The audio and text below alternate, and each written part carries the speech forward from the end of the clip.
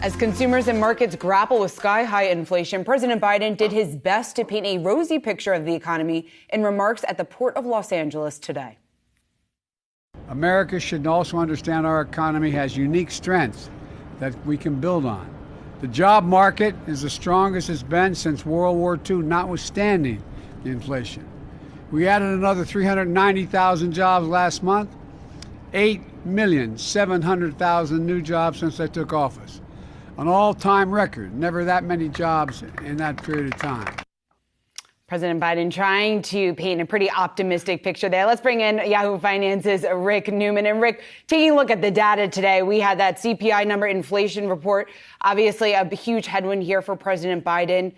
The record low consumer sentiment, something that really matters for politicians. How much trouble is President Biden and the Democrats in heading into the midterms?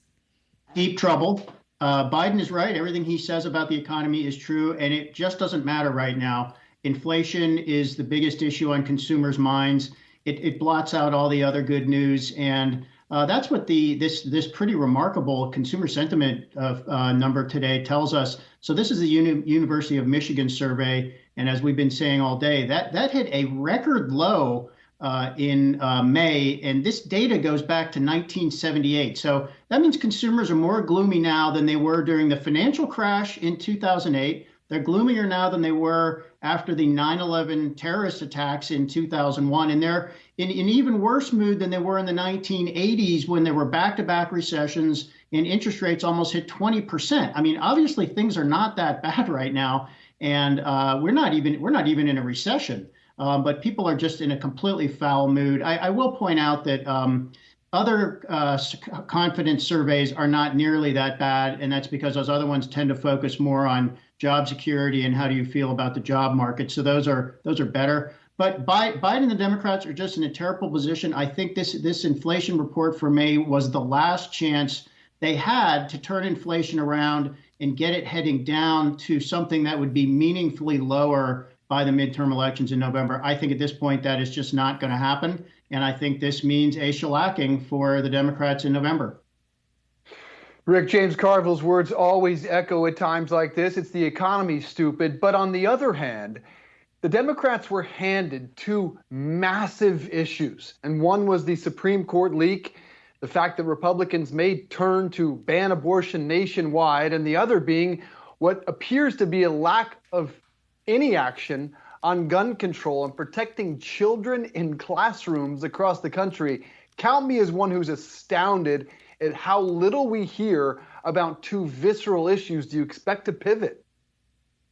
We're going to hear a lot more, for sure, if the Supreme Court does, in fact, overturn the nationwide abortion protections that are in Roe v. Wade, which is probably going to happen by the end of June. So that is going to be an explosive political issue.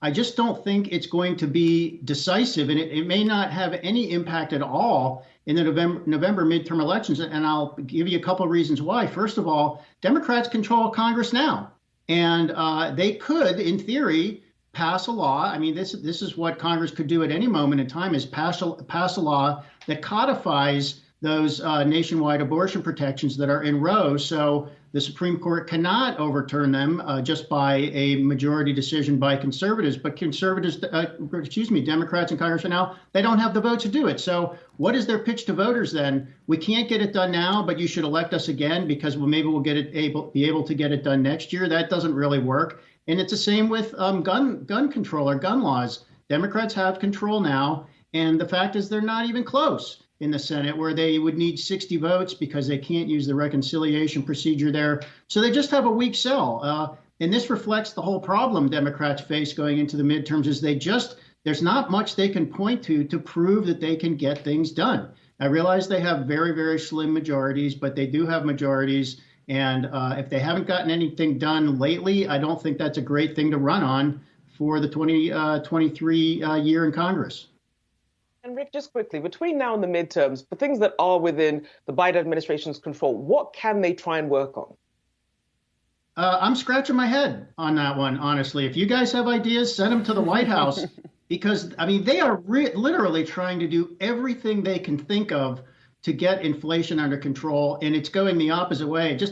So gas prices today, $4.99 is the national average. Guess what's going to happen any day now? Gas prices are going to go above $5. That's going to be huge news everywhere in the country because we've never had average gas prices above $5 a gallon. I'm telling you, the Biden administration has been trying to think of anything possible. I mean, putting more corn in your gasoline and whatever they can come up with, and it's not working. So there's just not much left. Yeah, we're talking about a quarter a week here. I mean, 550 looks rather imminent as well. Rick Newman, good to see you, sir. Enjoy the weekend.